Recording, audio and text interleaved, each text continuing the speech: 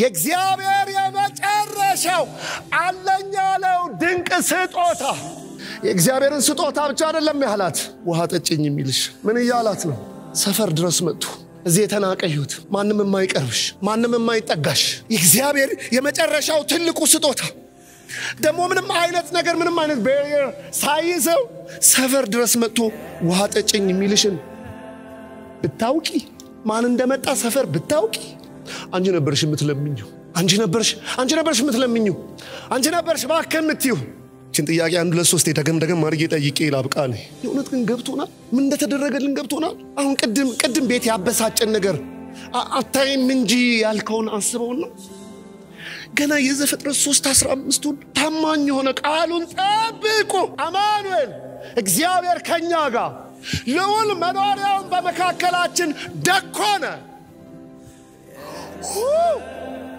የማይታየው አምላክ ተገለጠ በልጁ በኩል እንዲህ ብቻ ነው የሚሰበከው እንዲህ ብቻ ነው የሚዘመረው እንዲህ ብቻ ነው ለቤቱ የሚታደረው የሚኖረው እሱ ግን የማለዳውን የጠዋቱን ዓላማ ይዞ መጣና እንደዚህ ያለ የሰጠኸኝን ፈጸምኩ በመድር ተመላለሰበት ጊዜያት ለካ ይዞት የመጣለ ቀን ሳለ የላከኝን መጣሁት የላከኝን ፍጹም ሰው ፍጹም አምላክ ያባቴን ልፈጽም ከዚህ ምን እንማር በዓላማ መኖር ነው በዓላማ መኖር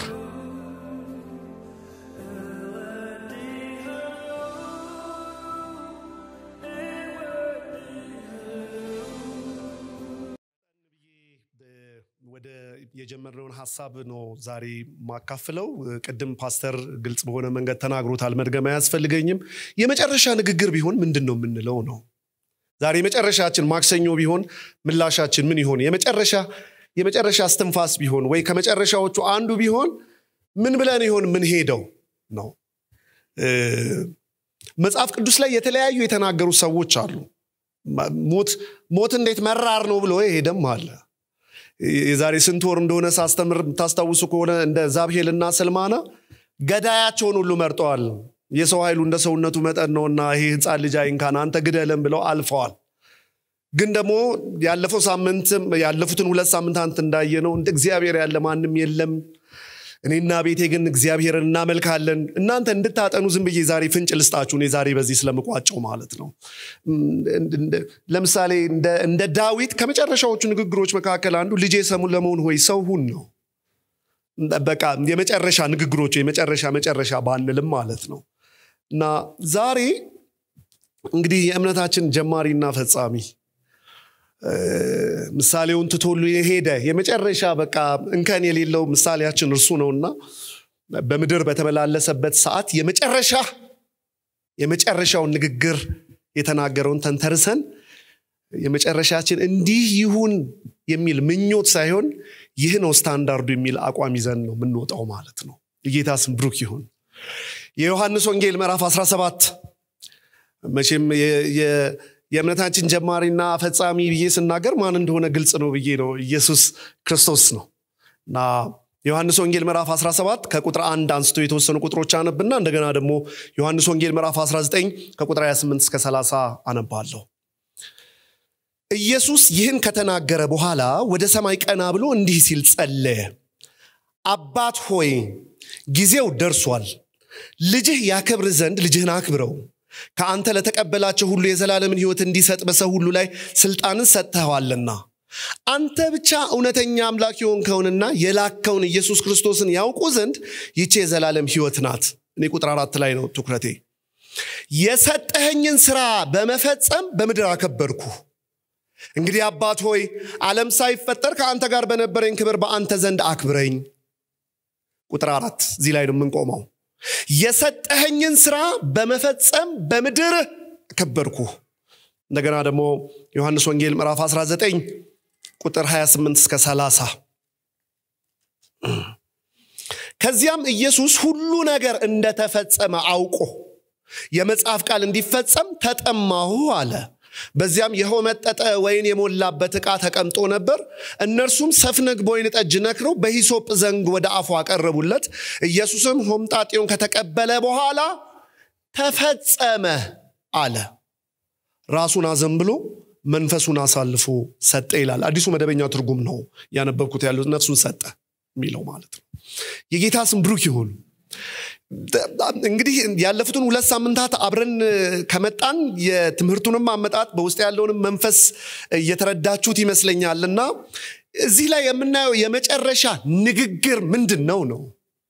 ጌታ ኢየሱስ ክርስቶስ በምድር የመጣበትን ጊዜ አብቅቶ ወደ አባቱ ሊመለስ ባለበት ሰዓት የዮሐንስ ወንጌል ምዕራፍ 17 ማለት የመጨረሻ ጸሎት ነው እና በዛ ጸሎት ውስጥ ቁጥር 4 ላይ የሰፈረው ነገር ምንድነው የሚለው? የሰጠኸኝን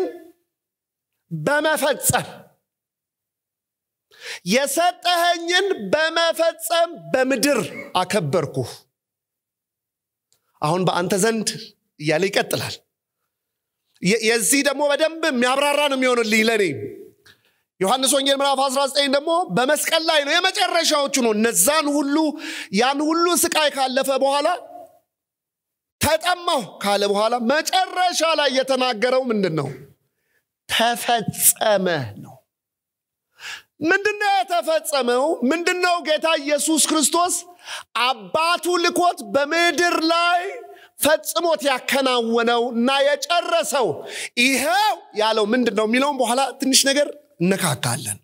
ግን ከተነሳንበት ቶፒክ አንፃር እንዲህ ይሁንልን የሚል ምኞት ሳይሆን ይህ ነው ሊሆን የሚገባው ስታንዳርድ የሚል መንፈስ የምናገረው የሰጠኸኝን ፈጸምኩ የምንልበት ህይወት የመጨረሻ ንግግር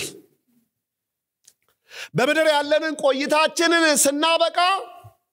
ሲያበቃ ወይ ብለን የምንጸጸትበት ሳይሆን ለምሳሌ ያዕቆብ አብርሃም ይስሐቅ ያዕቆብ የመጨረሻ ንግግሩ ባይሆን ዘፍጥረት 47 ላይ ባይሆንም ዘፍጥረት 47 ላይ ታስታውሳላችሁ? ዮሴፍ ከፈርዖን ጋር ባስተዋወቀው ጊዜ ፈርዖን አንድ ጥያቄ ጠየቀው። እድሜህ ስንት ነው አለው። እድሜህ እንዴት ነው አይደለም ያለው፣ ቁጥር ነው የጠየቀው። እድሜህ ስንት ነው? አይነቱን ያብራራው ያዕቆብ እንደ አባቶች አይደለም፣ ጥቂት ነው፣ ክፉም ነው። ለምን? ያ ሁሉ ወጣ ወረድ በሞላበት መንገድ ዞር ብሎ ሲታይ 130 ነው ብሎ ደፍሮ የሚያስነግር አልመሰለኝም። ና ያለፉትን ሳምንታትም ስናገር እንደነበረው የመጨረሻ ንግግር ዝም ብሎ ከአፍ አምልጦ የሚንከባለል የቃላት ውጤት የፊደላት ድምር አይደለም። ማለት የመጨረሻ ንግግር ዝም ብሎ እፎይ ምናምን ወይም አይ አይደለም። ትናንት የተኖሩ ኑሮች ድምር ነው። ልክ የመጀመሪያ ሳምንት ላይ እንዳየነው ሙሴ እንደ እግዚአብሔር ያለ ማንም የለም ቢል የትናንትና የህይወቶቹ ውጤት ናቸው። እኔና ቤቴ ግን እግዚአብሔርን እናመልካለን እናንተ እንደ ምርጫችሁ እምቢ ካላችሁ አይሆንም ካላችሁ ሲል ትናንት የኖረው ውጤት ነው። አሁንም ዛሬም መጨረሻችን ላይ ይሄው ፈጸምኩ ለማለት ዝም ብሎ አይባልም፣ የተኖረ ነው። ክብር ለኢየሱስ ይሁን። ከጌታ መስጠን የምንወስደው ምሳሌ ምንድነው? በመጨረሻ የተናገረው ንግግር አንድና አንድ የሰጠኸኝን ፈጸምኩ፣ በቃ ጨርሻለሁ። መስቀል ላይ መጨረሻስ ምንድነው ያለው? ተፈጸመ። አሁን ትንሽ ይሄንን መስመር ይዘን አንዳንድ ክፍሎች እያየን እንሄድና ዛሬ ትንሽ ሰዓትም ተጠቅሜ መጸለይ እንፈልጋለሁ። ጌታ ኢየሱስ ክርስቶስ በምድር የተመላለሰበት እያንዳንዱ ስቴፕ ብታዩት ከዓላማ ጋር የተሰፋ ነው። ምንም ሲሆን ጌታ እያንዳንዱን ነገር ሲያደርግ ለጨዋታ አይደለም። ምንም አይነት ነገር ሲያደርግ የሆነ ሌላ ዓላማ፣ ሌላ እይታ፣ ሌላ የሚፈልገው ነገር ኖሮ ሳይሆን ከአባቱ ይዞ የመጣውን ተልእኮ ለመፈጸም የአባቱን ፍቃድ ለመፈጸም ብቻና ብቻ ነበር። ማስረጃዎች እያነሳው መሄድ ፈልጋለሁ። ማርቆስ ወንጌል ምዕራፍ 1 ከቁጥር 28 እስከ 38 በእውነት ቆም ብለን ማሰብ አለብን። ያ ሁሉ ተአምራት ያ ሁሉ ፈውስ ተደርጎ እንዳትነግሩ ይላቸዋል። አሁን እኔን ጨምሮ ንገሩልኝ አይደል? እንትን እኮ ተደረገ፣ የእንትኑ አገልግሎት ላይ እንትን ላይ ምን እንደሆነ የሆነች ቁራጭ እንትን ሆኖ እንትን እዋቁልኝ አይደል? ኢየሱስ ግን ያ ሁሉ ነገር ተነጋግሮ እንዳትናገሩ እነሱ እየሄዱ ይናገራሉ እንጂ ለምን የመጣው የሆነ የምድር ጓጋታና ሊያስብል ሳይሆን የያዘው አጀንዳ አለ። ያ ዓላማ ያ የሰማይ ተልእኮ መፈጸሙንና ጥግ መድረሱ ላይ ብቻ ነው እንጂ his focus ሌላ ነገር አይደለም። እነሱ ግን አትናገሩ እየተባሉ ያስችላቸውም ይናገሩ ነበር። ዮሐንስ ወንጌል ምዕራፍ 4 በጣም የምታውቁት ታሪክ ነው። ራሱ እዚህ በጣም በተደጋጋሚ ብዙ ጊዜ አንስቻለሁ። ሳምራዊቷ ሴት ገና ዮሐንስ ወንጌል ምዕራፍ 4 ቁጥር 1 ላይ ሲጀምር በሰማሪያ ማለፍ ግድ አለው ይላል። በሰማሪያ እንዲያልፍ ግድ ያስባለው መልክዓ ምድራዊ አቀማመጥ ወይ ማህበራዊ መስተጋብር አይደለም። እንደዛማ ቢሆን በዛ ባልሄደ። አንድ ግን ግድ ያለው ነገር ነበር። እግረ መንገድ እንደሆነ ካርጊያት ለፍችን ሴት ሁሉ ጊዜ ነው ማነሳው። ማአት ዕውቀት አላት በአንድ ክንፍ። ለምሳሌ ማህበራዊ ዕውቀት አላት። ውሃ ጠጪኝ ሲላት ወይ ባነጋገሩ ወይ ባለባበሱ ለይተዋለች። አንተ አይሁድ እንዴት ልትጠይቅ ቻልክ? ማህበራዊ ዕውቀት አላት። አይሁድ ከሳምራውያን ጋር እንደማይተባበሩ ታውቃለች። አንድ ውሃ ጠጪኝ የሚልሽን ብታውቂ ኖሮ ውሃ ከጉርጓድ ያለ መቅጃ አመክንዮም ታውቃለች። ሎጂክ ማህበራዊ ዕውቀት ሲደመር የአመክንዮ ዕውቀት ያዝ። እንደገና ደግሞ ታሪካዊ ዕውቀትም አላት። አንተ ይሄንን ከቆፈረው ልጆቹን ከጠጡት ከያዕቆብ ትበልጣለህ። ማህበራዊ ዕውቀት ሲደመር አመክንዮዊ ዕውቀት ሲደመር ታሪካዊ ዕውቀት ሃይማኖታዊ ዕውቀትም አላት። ስግደት ቤት ነው ትላለች። እኛ በዚህ ተራራ በገሪዛን ነው የምንለው፣ እናንተ ደግሞ በኢየሩሳሌም ትላለች።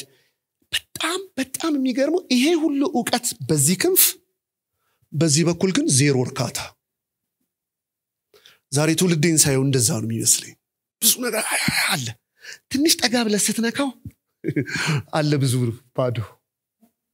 ዋናው ዕውቀት አልመጣማ፣ አሳራፊው አልመጣማ፣ ገላግለው አልመጣማ። እሱን ስታቀው ነው መጨረሻ ላይ ዋና ያለችውን እንስራ እግሩ ስራ አስቀምጣ ጉዴን የነገረኝን እዩልኝ ብላ ሄደችው። 5 ባል የደረሰች የነበረች ሴት ነች። አይሁድ ሳምራውያንን ይንቋቸዋል አይደል? ከነሱም ብሶ ደግሞ ሳምራውያን እሷን ይንቋታል። እጥፍ ንቀት ያለባት እኮ ነች።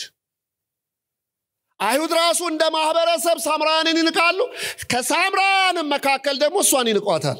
ያው እንደሚባለው ሰዓት እየጠበቀች የምትቀዳ ትንሽ ከመልእክቴ ፈቀቅ ብያለሁ። ሰዓት እየጠበቀች የምትቀዳ። አሁን እቺን ሴት 6 ሰዓት ላይ ስላገኛት ጧት 3 ሰዓት ላይ አግኝታት ዛሬ ወዴት ነው የምትሄጂው ብትላት ብዙ ታሪክ የምታወራ ይመስላል። ኧረ ዛሬ ታሪክ የሚቀየርበት ነው። የናዝሬቱ ኢየሱስ ይመጣል። ስልቹ የተባልኩትን ገና ከተማ ላይ ነው የምታየኝ ወንጌላዊት ሆኜ የምትል ይመስልሻል? አትለሷ እኮ አንድ መደበኛ ቀኗ ነው፣ የሆነ ማክሰኞ ነገሯ።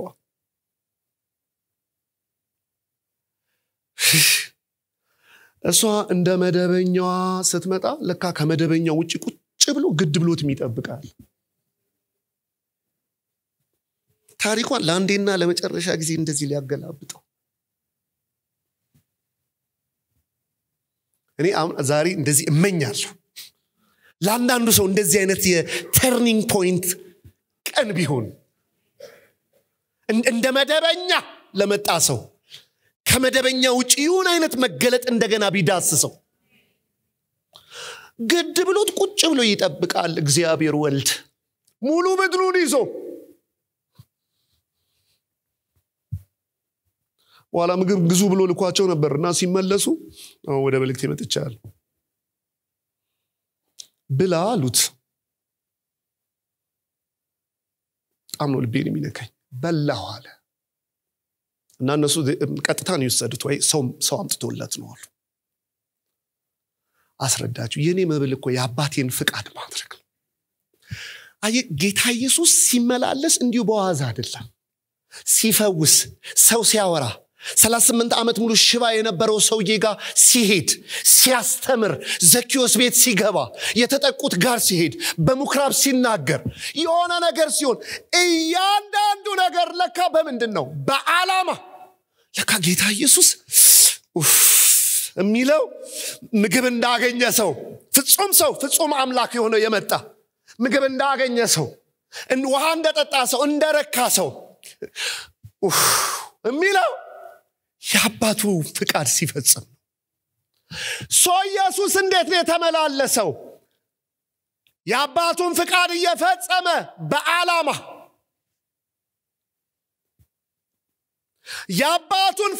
ያባቱን ፍቃድ እያከናወነ በዓላማ አንድ ነጥብ ላንሳና እየሰበሰብኩ መጣለሁ ማቴዎስ ወንጌል ምዕራፍ 4 ላይ አሁን ፈታኝ ዳቢሎስ 40 ቀን ከተራበና ከጦመና ከተራበ በኋላ ፈታኝ ዳቢሎስ መጥቶ ፈተነው እና የመጀመሪያው ፈተና ምንድነው የእግዚአብሔር ልጅ እንደሆንክ ይህንን ድንጋይ ወደ ዳቦ ቀይረው ነው አንዳንድ ማብራሪያም ሳይ ምናልባት አንዳንድ ሰዎች ላይ ስማሙ ይችላሉ አንዳንድ ማብራሪያም ሳይ እኔም ልብ የሚያመዝነው አንድ ሐሳብ ልናገር በተለይ ከቅርብ ጊዜ ወዲህ እየተረዳው የመጣሁት እዚህ ውስጥ ያለው የፈተና ዋና ጉዳይ እስቲ የእግዚአብሔር ልጅ ከሆንክ ድንጋዩን እስቲ ዳቦ አድርገው ከማለት ይልቅ የእግዚአብሔር ልጅ ነህና ለውጠው ነው ከኔ ጋር ናችሁ እዚህ ያስኩት ይሄንን ማብራሪያ አለው አይደል ይሄ ትልቁ መጽሐፍ ቅዱስ ከማጥኛ ጋር ያለው ማብራሪያውን ብታዩ የእግዚአብሔር ልጅ ነህና ይላል ምናልባት ይሄን ማይቀበሉ ሰዎች ሊኖር ይችላል ይሄን በዚህ ምሳሌ ላስረዳ ለምሳሌ ኪሴ ውስጥ ጥቂት 100 ብሮች አሉ እንበል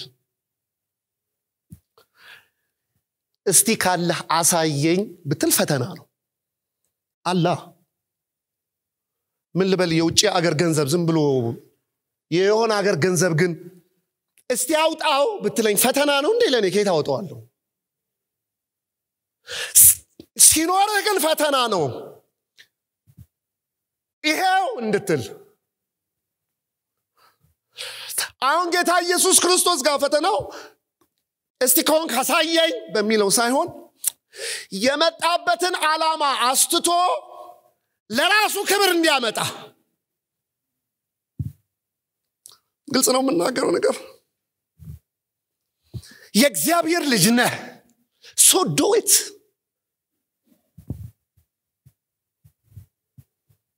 ነህ ስለዚህ ምን አድርገው ሰው በእንጀራ ብቻ አይኖርም ከእግዚአብሔር አፍ በሚወጣ ቃል ሁሉ እንጂ ምን ይያለ ነው ጌታ ምን አድርጎ ነው ፈተናውን ኩም ያደረገ የሚመልሰው ከመጣበት ዓላማ አንፃር ብቻ እየመለሰ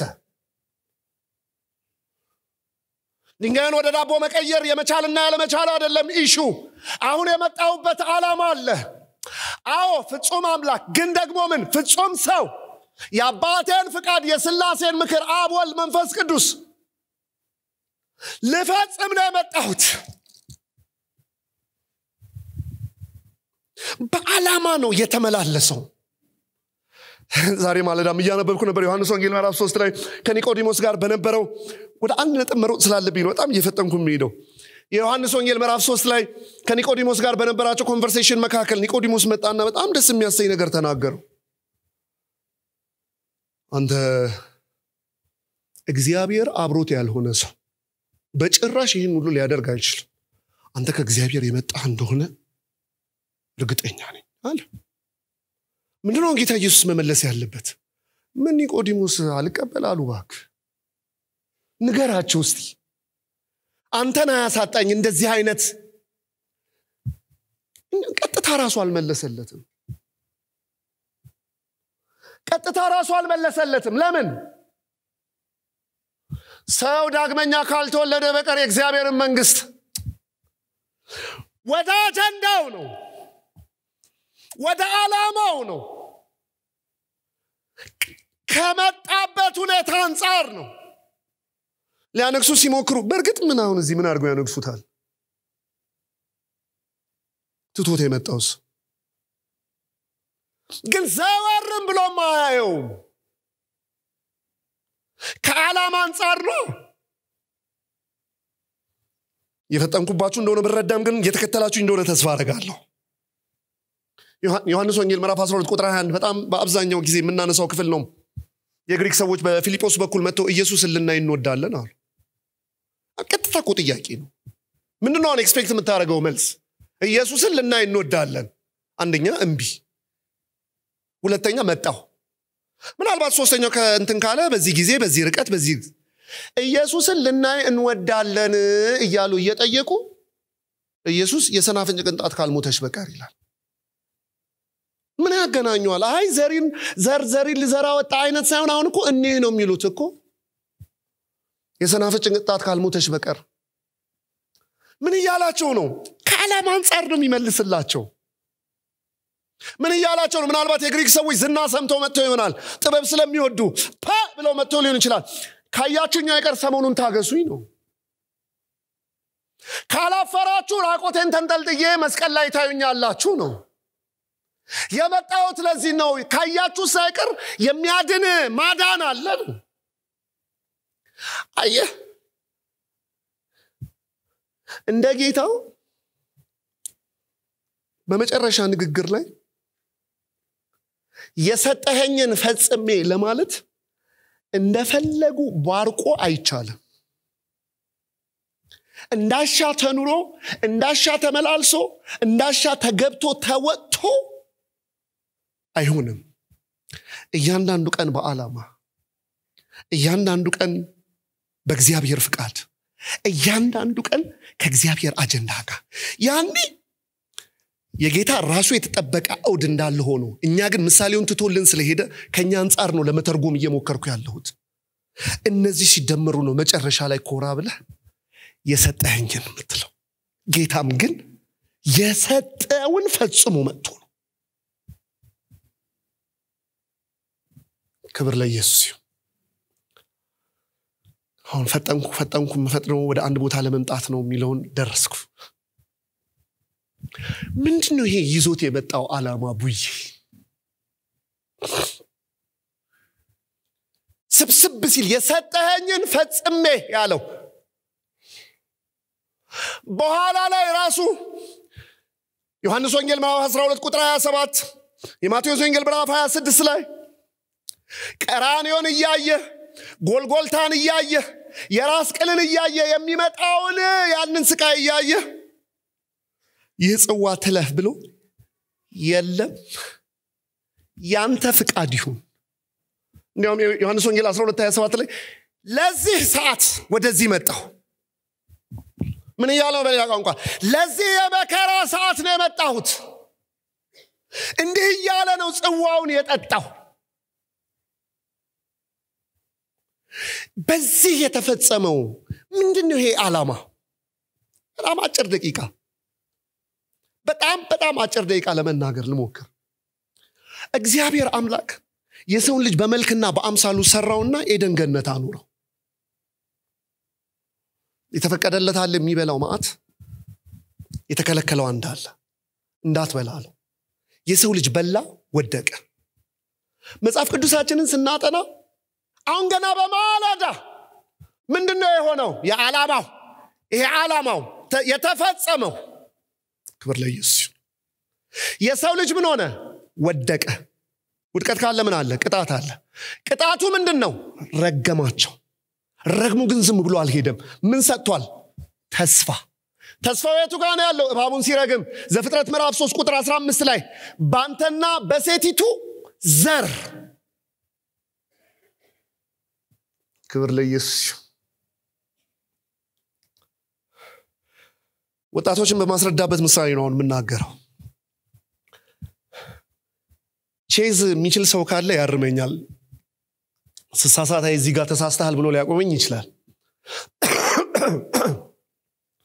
ዳማም አለ በነገራችን ላይ። ዳማ አሪፍ ነው ግን በጣም ብዙ ጊዜ አይፈጅም አይደል? ቶሎ በተለይ ታንከኛ ከሆነ በቃ ያልክ ነው ቶሎ ያልቃል። ቼዝ ማሰብ ይጠይቃል። አንድ መደበኛ ሰው ራሱ ምናምን ሲጫወት 30 ደቂቃ ምናምን 40 ደቂቃ ይወስዳል እንደው መደበኛ ሰው እኔ በጣም ትንሽ ልጅ እያለሁ ጀምሮ በወደው ጨዋታ ነው ቼዝና ከልጅነት ስሰማ ራሻ ውስጥ ምናምን ሲጫወቱ ፎቶ ሁሉ ይነሳል እንዳሁን ቴክኖሎጂ ስላልነበረ በቃ ረጅም ጊዜ አንደኛው ሰውዬ ሄዶ ረጅም ጊዜ ይቆያል ሶ ፎቶ እየተነሳ ያድርላቸዋል ቦታው እንትን ስኪል ድረስ ማለት ነው አሁን እነዚህ ሰዎች ሲጫወቱ አንደኛውን ጠጠር ቁጭ አድርጎ ዝም ብሎ እንደዚህ ብታየው አሁን ራሱ አልሰለችም አይደለምና ለስንት ጊዜ ዝም ብሎ አንድ ጠጠር እንደዚህ ያስጠግቱ ዝም ብሎ እንደዚህ ተፋጠው ብታያቸው ጅሎች ነው የሚመስሉ ግን አይ አንተ አላወቅም እንጂ እያሰበ ነው ይሄኛው ጠጠር እዚህ ጋር ከታለው እሱ እዚህ ጋር ማምጣቱ አይቀርም ሶ እዛኛው ጋር አረጋዋለሁ ይሄኛው እዚህ ጋር ይከታ እኔ እዚህ ጋር አረጋለሁ እዚህ ጋር ቼክ ሜት ለዋለሁ ይያለ እንትን ይያለ ነው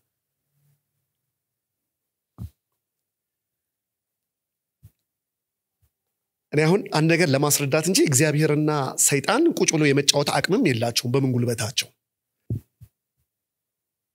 ለካ እግዚአብሔር አምላክ ዘፍጥረት 3:15 ላይ ባንተና በሴቲቱ ዘር ሲል የሆነ የድሮ ታሪክ እያወራ ሳይሆን አንድ ጠጠር እያስጠጋ ነው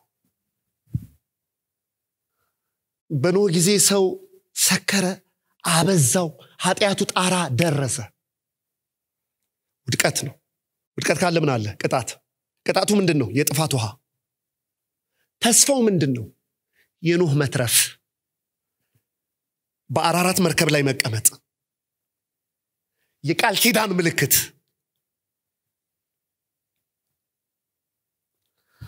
ለካ እግዚአብሔር የሆነ ጠጠር እየጨመረ ነው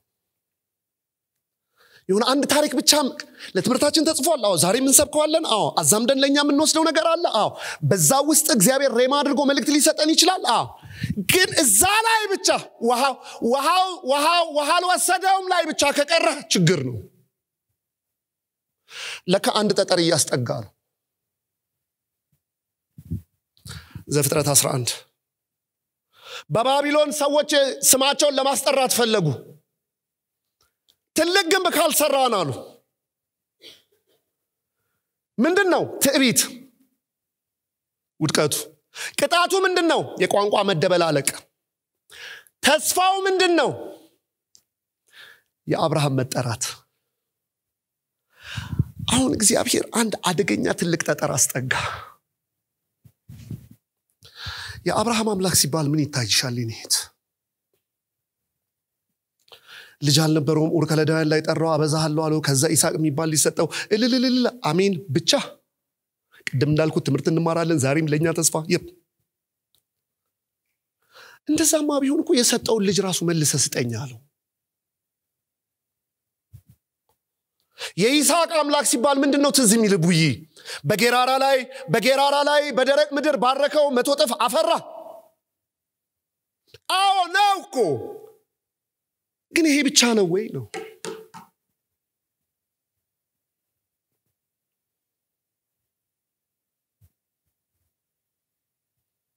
የያዕቆብ አምላክ ሲባል ምን ይታያል ላባን ከለከለለት አሁን እኮ ዛሬም የሚከለክል አምላክ ነው ስንት እየከለለልህ አይደል እንደዚህ ቆምከው አይሆንም እንዳትነካው እየተባልን አይደል እዚህ ምን ሰብከዋለን እኮ አዎ ግን ይሄ ብቻ ነው ወይ ኖ አይ አብርሃም ውስጥ ኢሳቅ አለ ኢሳቅ ውስጥ ያዕቆብ አለ ያዕቆብ ውስጥ ኔሽን አለ ከዚህ መካከል አንዱ ማን ነው ይሁዳ ነው ይሁዳ ውስጥ ማን አለ ፋሬስ አለ ፋሬስ ውስጥ ማን አለ ኢዮቤድ አለ ኢዮቤድ ውስጥ ማን አለ እሳይ አለ እሳይ ውስጥ ማን አለ ዳዊት አለ ዳዊት ውስጥ ማን አለ ኢየሱስ አለ ለካ እግዚአብሔር አምላክ ከሩቅ የተመለከተው ጉዳይ ተፈጸመ የተባለው ለካ ከጧቱ ጀምሮ የሰማይ ናፍቆት ነው የሰማይ አጀንዳ ነው የሰማይ ጉጉት ነው የሰማይ ረሃብ ነው ለካ አንዱ ካንዱ ጋር እየተቀባበለ አንዱ ካንዱ ጋር እየተገማመደ አንዱ ለአንዱ አሳልፎ እየሰጠ አንዱ ካንዱ ጋር እያለ ተመሳሳይ ታሪክ ይዘው መጥተው ለካ ኢየሱስ ጋር ነው የሚያመጡ። ተፈጸመ ያለው የትኛውን ነው? ገና ከማለዳ ከዘፍጥረት 3 ጀምሮ የነበረውን የውድቀት ታሪክ በእግዚአብሔር ውስጥ የነበረውን ያንን የመቤዠት የሪደምፕሽን ታሪክ። ክብር ለኢየሱስ ይሁን፣ ክብር ለኢየሱስ ይሁን። ሰሞኑን የልደት በዓል እያከበርን ነበር። እኔ ልጄ የተወለደ ጊዜ ለረጅም ሰዓት አልቅሻለሁ ተደብቄ በሁለት ምክንያት። በቃ ጦሽ ብዬ ነው ያለቀስኩት። አንድ እዚህ አብራችሁኝ ስለምትኖሩ አሁን እኔንም ሰው ብለህ ሌላ ደግሞ ኃላፊነት መስጠት። ሚስቴ ውስጥ ነበረች፣ እንደዚህ ሲያመጡት ቁልጭልጭ ምናምን ብሎ ሲያይ ምን እንደተሰማኝ መናገር አልችልም።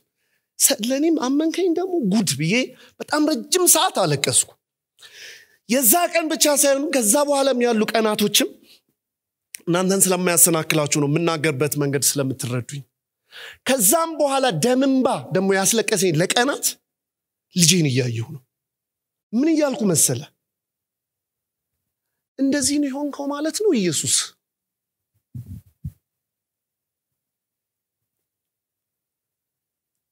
እንዲህ በቃ ተነስተህ የሆነ ቦታ የምትቀመጥ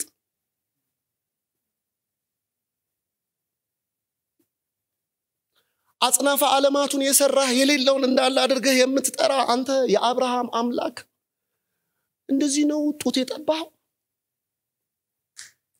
ይሄ እኮ የእውነት እኮ ጸጋው በእምነት ካላበራልህ በቀር እመጣልሃለሁ አለው። እመጣልሃለሁ፣ እንደገና ታደግሃለሁ፣ እንደገና አነሳሃለሁ፣ እንደገና ወደ ክብርህ እመልስሃለሁ። ይሄን ነው ኢየሱስ ተፈጸመ ያለው። ሁሌን ስናገር ይሄንን ነው የምናገረው። ምን አለ ጌታ ኢየሱስ ሲመጣ እሳት እየረጨ በመላእክት ታጅቦ ቢመጣ ሁሉም ባፍጢሙ ተደፍቶ በሰገደለት። እያስፈራራ ቢመጣ ግን ፍጹም ሰው መሆን ስለነበረበት ጽንስ ሆኖ ጀመረው። ጽንስ የአንድ ቀን የሁለት ቀን እያለ የወር እየሆነ የሶስት ወር እየሆነ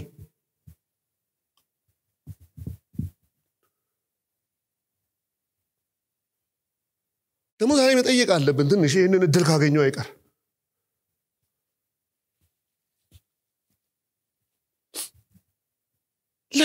ለምን አደረግከው ጌታ?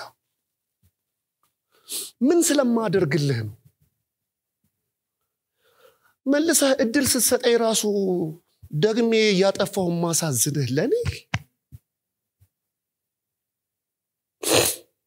ሮሜ 5 ላይ እንደተጻፈ ለቸርሶ እሺ፣ ለጻድቅ ሰው ምናልባት ለኔ ጌታ ኢየሱስ የተዋረደው እኮ መስቀል ላይ ያደረ ለታ አይደለም እኮ ኦሬዲ በምስሉ ሰው የሆነ ለታ ገና ሰው የሆነ ለታ እዋሽ ዘንድ ሰው አይደለሁም የሚል አምላክ ሰው የሆነ ለታ ፍቅር ግድ ቢለው ዓለም ቦታ አልነበራትም። ለነ ሐናንያ ነበራት ይሆናል፣ ለነ ቀያፋ ነበራት ይሆናል፣ ለነ ጲላጦስ ነበራት ይሆናል፣ ለነ ሄሮድስ ምናልባት ሁኚ ያላት ምድር መቀበያ ቦታ አልነበራትም። ግርግም ነው የነበረው። አደረገው በዓላማ። በሰውኛ ቋንቋ ልናገር፣ ህፃናት ልጆች አሁን ገና ትንንሽ ልጅ ወደፊት ምን ትሆናለህ ሲባል ዶክተር እንትን ይላል አይደል? በሰውኛ ቋንቋ ነው ለመግለጽ የምሞክረው። ጌታ ኢየሱስ ወደፊት ምንድነው እቅድ? ሞት፣ መስቀል፣ መናቅ፣ ለምን ተወለድክ? ለመሞት ማለት እየኖርክ እኮ 29ኛ ዓመት 30ኛ ዓመት ላይ ከፈሪሳውያን ጋር በነበረ ግጭት የሆነ ነገር ገጥሞ እስቲል ይሄም እኮ በጣም ይገርማል። ገና ከመነሻ ነውር ሳይኖር እንከን ሳይኖር ልክ ሲጨርሰው ተፈጸመዋል። ዮሐንስ 19 ቁጥር 30 ቅድም ያነበብኩት ተፈጸመ። በዚህ 5 ደቂቃ ይሄን ልጨምር። እኛ ምን እንማር? በቃ ጊዜ እንዳላልፍ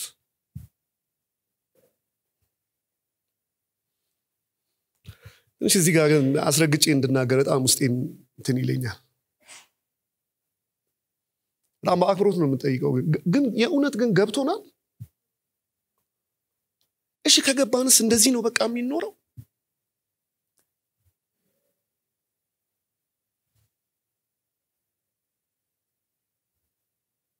ጀስት ጥያቄ። አኗኗራችን እንደተሞተለት አይነት የመጨረሻ ስጦታ እንደተሰጠው አይነት ነው። ለዚህ ነው ዮሐንስ ወንጌል ምዕራፍ 4 ቁጥር 9 ላይ ያቺ ሳምራዊቷ ሴት ገና ኮንቨርሴሽኑ እየቀጠለ ሲሄድ የእግዚአብሔርን ስጦታ ሰልይ የእግዚአብሔርን ስጦታ አይደለም የእግዚአብሔር ስጦታ ሰማይ ዙፋኑ ምድር የእግሩ መረገጫ የሆነ ኤልሻዳይ የሆነ ሁሉ በሁሉ የሆነው የእግዚአብሔር ስጦታ ይቅርና አንዳንድ ጊዜ እኮ በሰውኛ አእምሮ እኮ በኢኮኖሚ አቅሙ ከፍ ያለ ሰውዬ እኮ ፍጹሜ እንትና ጋር አስቀምጫለሁ ሲባል እንኳን ደንገጥ ያረጋል። ጆይስ ጋር አጥቼልሃለሁ ሲል ሰው እኮ ደንገጥ ትላል። የእግዚአብሔር ስጦታ የእግዚአብሔር የመጨረሻው አለኝ ያለው ድንቅ ስጦታ የእግዚአብሔርን ስጦታ ብቻ አይደለም ያላት ውሃ ጠጭኝ የሚልሽ ምን ይያላት ነው? ሰፈር ድረስ መጡ። እዚህ የተናቀዩት ማንንም የማይቀርብሽ ማንንም የማይጠጋሽ የእግዚአብሔር የመጨረሻው ትልቁ ስጦታ ደግሞ ምንም አይነት ነገር ምንም አይነት ባሪየር ሳይዘው ሰፈር ድረስ መጥቶ ውሃ ጠጭኝ የሚልሽን ብታውቂ ማን እንደመጣ ሰፈር ብታውቂ አንቺ ነበርሽ የምትለምኚው። ከመልእክቴ ፈቀቅ እንዳልኩ ይሰማኛል። አንቺ ነበርሽ የምትለምኚው። አንቺ ነበርሽ እባክህ የምትይው። እችን ጥያቄ 1 2 3 ደገም አድርጌ ጠይቄ ላብቃ ነኝ። የእውነት ግን ገብቶናል? ምን እንደተደረገልን ገብቶናል? አሁን ቅድም ቤት ያበሳጨን ነገር አታይም እንጂ ያልከውን አስበውና ገና የዘፍጥረት 3:15ቱን ታማኝ ሆነ ቃሉን ጠብቁ አማኑኤል እግዚአብሔር ከኛ ጋር ልዑል መኖሪያውን በመካከላችን ደኮነ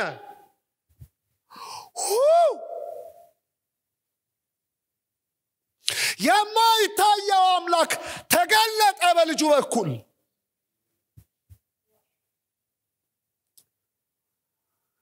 እንዲህ ብቻ ነው የሚሰበከው?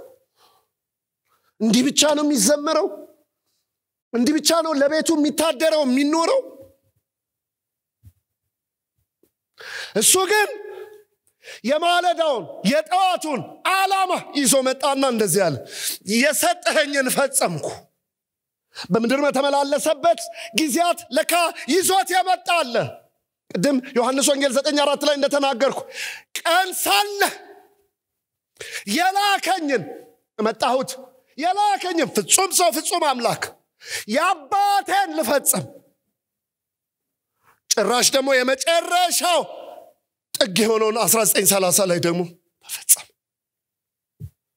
ከዚህ ምን እንማር? በዓላማ መኖር ነው። በዓላማ መኖር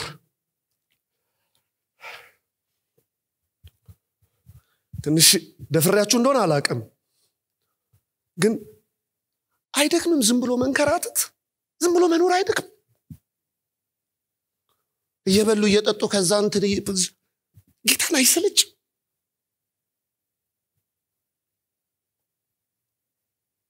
እየደመሩ እየቀነሱ እንትን እያሉ የሆነ አይነት ሩቲን የሆነ አይነት ቪሸስ ሰርክል የሆነ የሚሽከረከር አይደክም?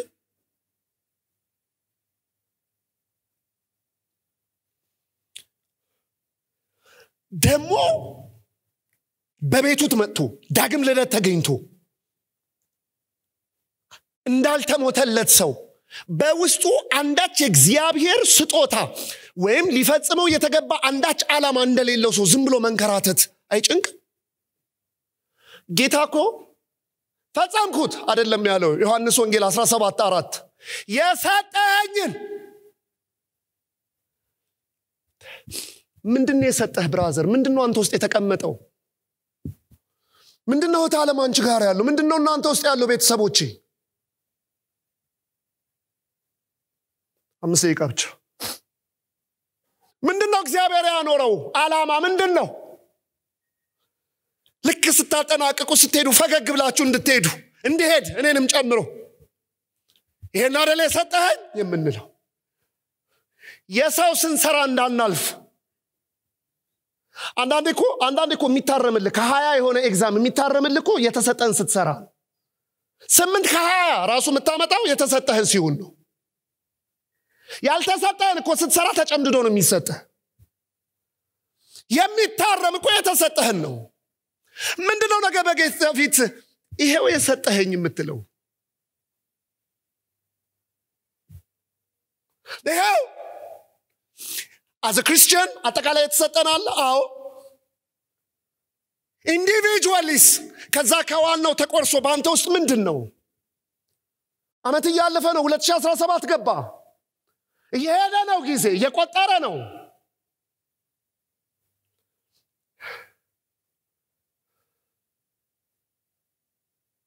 አሁን ይሄ አመት የመጨረሻ አመት ብለን እንወሰደውና ያለፈውን 2016ን ነሐሴ መጨረሻ ላይ መጥቶ ጌታ ቢል ይሄው ትሏል። አንድ አመት እንደሙሉ እድሜ ቆጥረው ይሄው መስከረምን ሰጠኸኝ ለእንትነው አልኩት። ጥቅምት ላይ ይሄን አይደል አድርግ ያልከኝ እዚህ ሄድኩ። ይሄን አመት እንደዚህ ይሄው ትሏል ወይስ ነሐሴ መጨረሻ ላይ ወይ ጳጉሜ መጨረሻ ላይ ዞር በስተ ይሄ አመት እንዴት አለፈ? በእናት ዓላማ ሰፊው አለ። ደግሞ ከዛውስ ደግሞ እሱ እኮ ነው ብሬክ ዳውን አይደል? እየተሰበረ ሲመጣ ያደለውማ በደቂቃና በሰከንድም ሊኖረው ይችላል። ትንሽ ፍቀዱልኝ ልጨምር። በውስጥ እየተቀመጠው ሲገባ አትጣላ፣ አትወዳደር፣ አትቀና፣ አበሳህን አታይ፣ እናቴ ትሙት ነው እኮ ማለት አትል።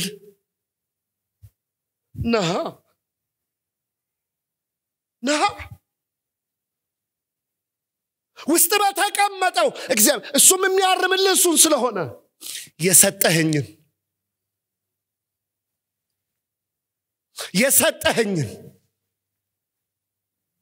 ጌታ ግን የሰጠኸኝን ብቻ አይደለም ያለው። ምንም ለማብራራትም አልሞክርም።